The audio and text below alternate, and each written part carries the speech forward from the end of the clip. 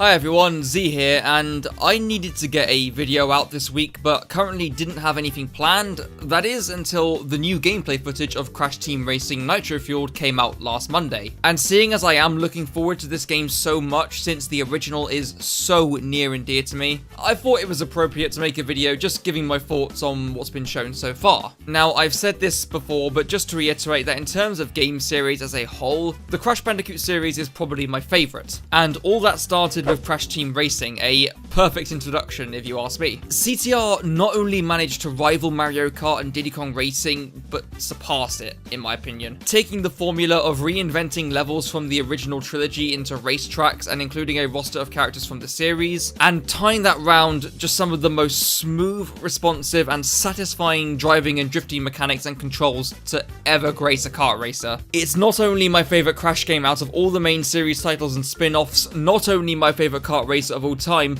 but one of my top 5 favourite games ever, period. I have played this game to death, completed the adventure mode so many times, hauled countless hours into playing it casually, and beaten every single nitrous oxide ghost. My palms are bleeding. I'm only stating this to show that I care about this game a lot, and I wish that the remake is as good as it can be. It has been an exciting time since the reveal at the Game Awards, and we've had a few screenshots from tracks to tease us, and even a look at concept art, which is cool. And now that we actually have gameplay, I feel we are in a good position to start analysing what Beenox is doing right so far, and what needs some improvement. Now, I understand that the footage that came out of the press events is still from a build of the game that is not finished yet. There is still plenty of time for Beenox to fix these issues, and I'm not gonna be too purist when I examine this. I'm fine with Beenox taking some creative liberties of their own, as long as they don't make things worse. At the same time, I do think Beenox understand the passion for this game and are definitely striving to keep it as close to the original as possible.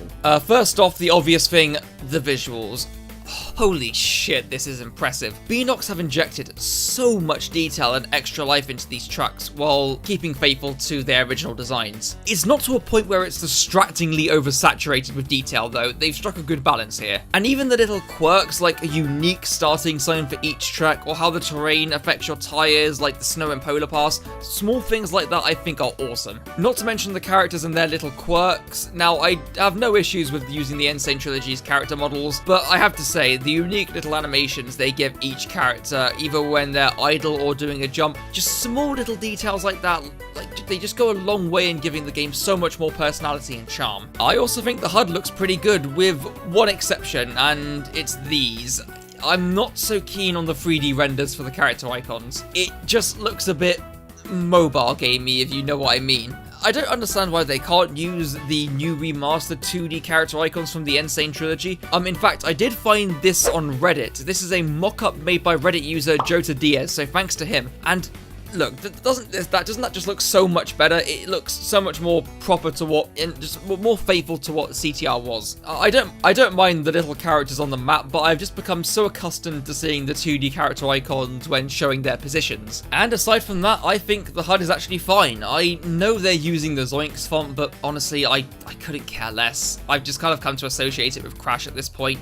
In the end, it's a font. It looks close enough to what the original Crash was going for. It's really not that big of an issue, guys. It's a font, for Christ's sake. The only other visual nitpick I have is with the menu backgrounds. I mean, it isn't horrible, but like, come on, you can't replace the wavy checkered flag background. It's iconic. Aside from these little things, I really can't criticize much else about the visuals because they have done such a good job here. Like, you can just see that by looking at it. It speaks for itself. The Insane Trilogy was good in terms of its visuals. This is another step up in my opinion, and I really cannot wait to see what the rest of the game looks like with these graphics. The music is another aspect that I think Beenox have done a good job with, bar a couple of things, but before I get to those, what I do like, the menu sounds are bang on.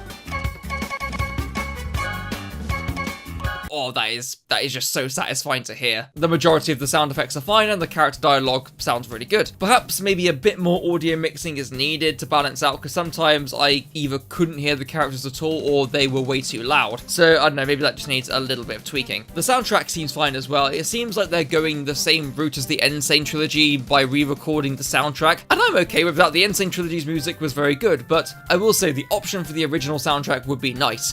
especially since more recent remakes like Resident Evil 2 and the Spyro Reignited trilogy both had this option. And even the original composer Joshua Mansell is uploading the pre-console mixes of the PS1 soundtrack to his SoundCloud, so why not ask him to get involved? It doesn't do any harm. But the only things I'm not liking sound-wise are the starting light sound and the boosting an engine sounds. The starting line sounds sound too much like Nitro Kart. I much prefer the very prominent buzz of the lights in the original.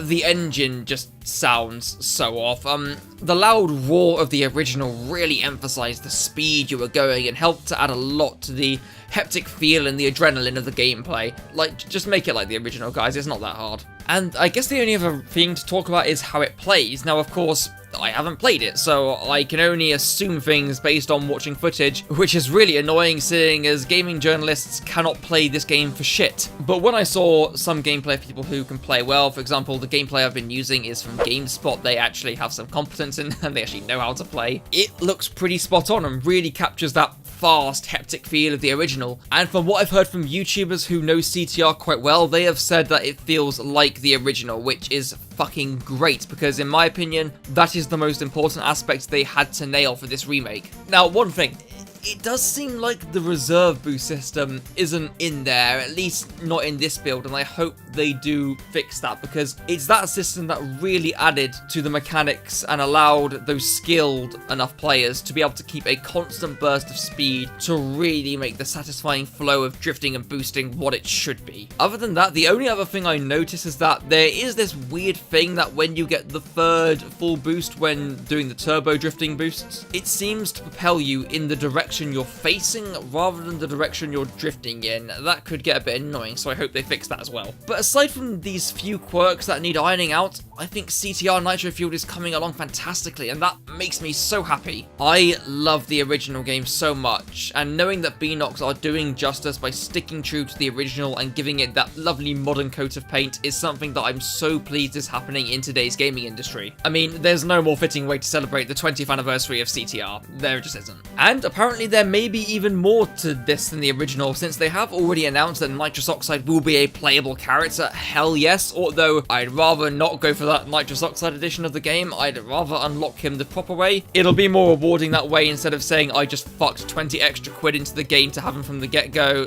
I just rather put the effort in. Also, we're getting the carts from Nitro Kart, which is really cool, and I am all for the addition of new tracks and characters, just as long as they don't go too overboard with it, or maybe pace it out with DLC, I don't know. But if you do want to see the exact tracks and characters I would like to see added, I actually wrote an article for whatculture.com, in which I share my ideas for what characters I'd like to see join the roster, and which levels from the original trilogy I'd like to see be made into racetracks. I'll link it in the description. But yeah, that was just a short video just to talk and discuss how this remake is getting on, because I really want this to be as good as it can. And it seems like they are on the right track, and I am looking forward to following its progress leading up to its release in June. And just to give a quick little channel update here, I will be doing a bite-sized review on Resident Evil 2 Remake next week, and after that, the following week will be the next Crazy G episode, so there's that. But anyway, thank you so much for watching, everyone. Thank you, really. It means a lot, and feel free to like and subscribe if you feel like it, and I'll see you in the next video. Goodbye.